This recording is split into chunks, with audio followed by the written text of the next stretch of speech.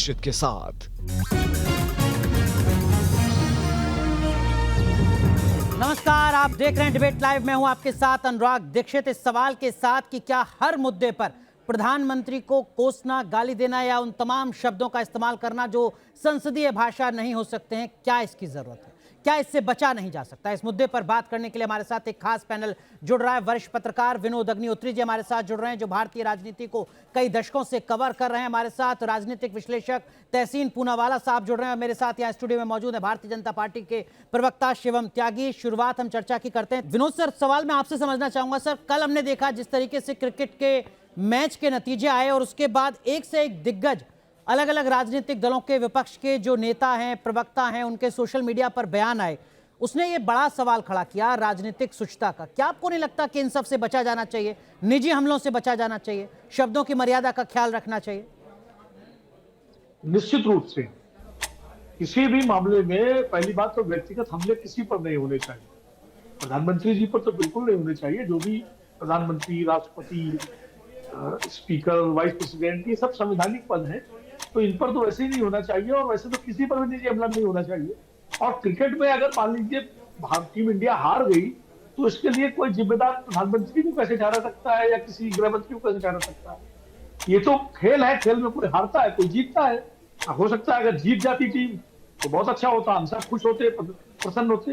प्रधानमंत्री जी अगर मैच देखने गए थे तो इसीलिए गए थे टीम का हौसला बढ़े, तो कोई इसलिए थोड़ी गए थे टीम जो है इस तरह के परिणाम आए। वो एक गुजरात में था, उनके गृह राज्य में ग्रैंड मैच हो रहा था, स्टेडियम जो है उन्होंने बड़े बनवाया। शिवम, ये जो तस्वीर इस वक्त हम अपने दर्शकों को दिखा रहे हैं, एक बार फिर मैं कहूंगा अपने प्रोड्यूसर से वो दिखाएं। देखिए, ये ड्रेसिंग रूम की तस्वीर है जहां पर प्रधानमंत्री नतीजे के बाद पहुंचे हौसला अफजाई करने के लिए कि हार और जीत जिंदगी के दो अहम हिस्से हैं, चलते रहते हैं। लेकिन उसके बाद भी आप भी सोशल मीडिया पर एक्टिव हैं। जिस तरीके के रिएक्शंस पॉलिटिकल क्लास के सामने आए, अपोजिशन के, क्या आपको नहीं लगता कि वो इमेच्योर हैं?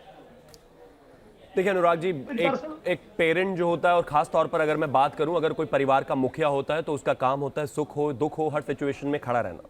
खास तौर पर अगर मैं प्रधानमंत्री जी की बात करूं तो जिस तरीके का माहौल पूरे देश के लिए था, 140 करोड़ लोग देख रहे थे और दुनिया में सब जो हिंदुस्तानी है वो देख रहे थे। कहीं ना कहीं जब टीम हारी सबको दुख हुआ, तो जैसा एक जो है मुखिया का काम होता है उसी को निभाते हुए प्रधानमंत्री अंदर गए, ड्रेसिंग रूम में प्लेयर्स से मिले और मिलना भी चाहिए।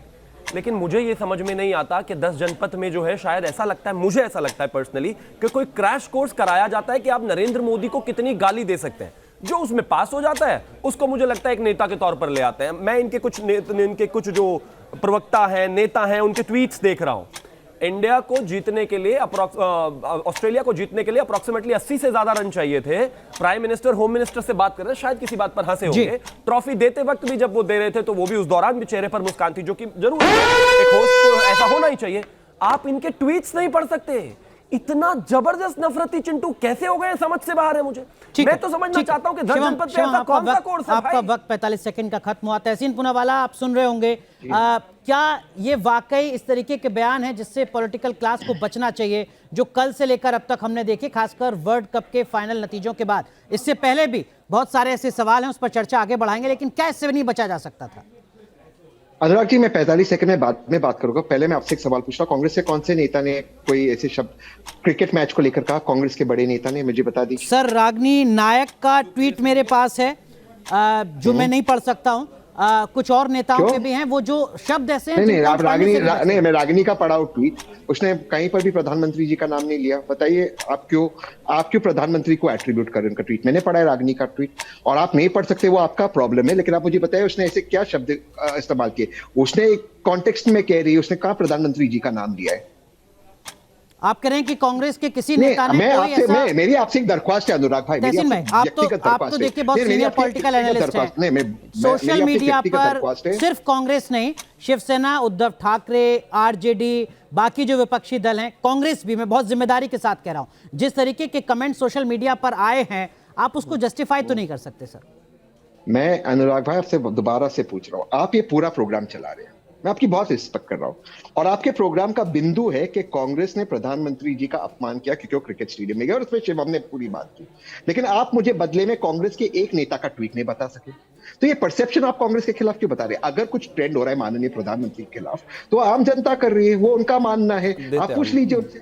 लेकिन उससे उसका मतलब ये नहीं आप वो सारा ठेकला कांग्रेस पर फोड़े, ये कौन सी बात हुई? एक सेकंड, कोई तहसीन चीजें भाई हैं एक डिस्क्लेमर, केवल कांग्रेस नहीं, हम विपक्ष की बात कर रहे हैं, उसमें कांग्रेस भी शामिल है। रागिनी नायक का मैंने जिक्र किया, जयराम रमेश साहब ने एक ट्वीट किया जिसमें वो कपिल देव को न्योता ना मिलने पर आपत्ति जता रहे थे। वो वैलिड पॉइंट हो सकता है, वो वैलिड पॉइंट हो सकता है। फिर वो गुजरात में वर्ल्ड कप फाइनल क्यों कराया गया, इसको लेकर उन्होंने सवाल खड़ा किया और वो सवाल राजनीति की था। इस तरीके के कई और प्रवक्ता आप कहेंगे तो मैं पूरी लिस्ट आपको बाद में भिजवा दूंगा, लेकिन ये सारी बने आपने एक मेरे सवाल का जवाब नहीं दिया अनुराग भाई।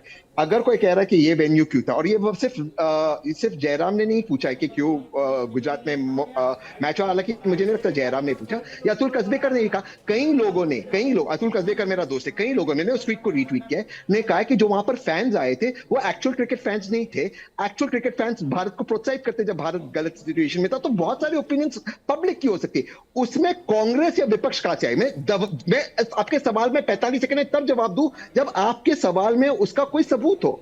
आप रागिनी का एक ट्वीट बता रहे हैं, नहीं, केवल रागिनी का एक ट्वीट नहीं, रागिनी ने तो कहा किसने कहा था मुंह उठाकर स्टेडियम पहुंच जाओ, फिर हैशटैग एक शब्द का इस्तेमाल किया जो संवैधानिक पद पर बैठे किसी भी व्यक्ति के लिए हम इस्तेमाल नहीं कर सकते हैं। आरजेडी कोटे के मंत्री हैं सुरेंद्र राम, उन्होंने कहा कि मोदी के जाते ही हम विश्व विजेता बनने वाले थे, लेकिन हम मैच हार गए। ये आरजेडी कोटे के मंत्री हैं बिहार के, उनका ट्वीट है। संजय राउत आपके सहयोगी हैं, उन्होंने एक ट्वीट किया जिसमें वो भी इस तरीके के सवाल खड़े कर रहे थे कि प्रधानमंत्री वहां पर क्यों पहुंच गए।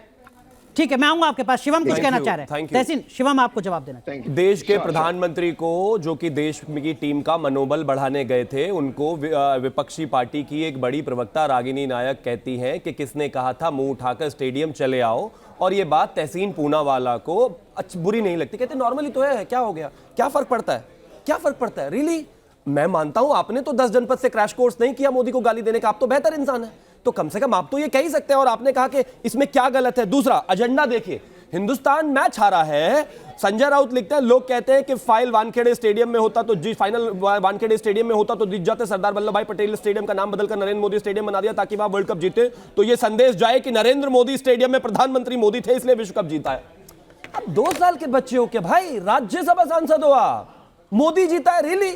अरे 11 प्लेयर खेल रहे हैं भाई, हिंदुस्तान की आशाएं खेल रही हैं, सब मैच देख रहे हैं, और आपका ये ट्वीट पढ़कर ऐसा लग रहा है जैसे कहीं ना कहीं वो तो हार की उम्मीद कर रहे थे। तहसीन आपको चेक इस तरह की भाषा, तहसीन क्या पहली बार इस देश के प्रधानमंत्री मैच देखने गए या फिर पहली बार? मैं तो बहुत ही गंभीर जवाब चाह रहा हूं, क्या इस तरीके के बयानों से किसी भी पॉलिटिकल पार्टी के नेता को बचा नहीं जाना चाहिए था? मेरा सवाल सिर्फ ये है तहसीन।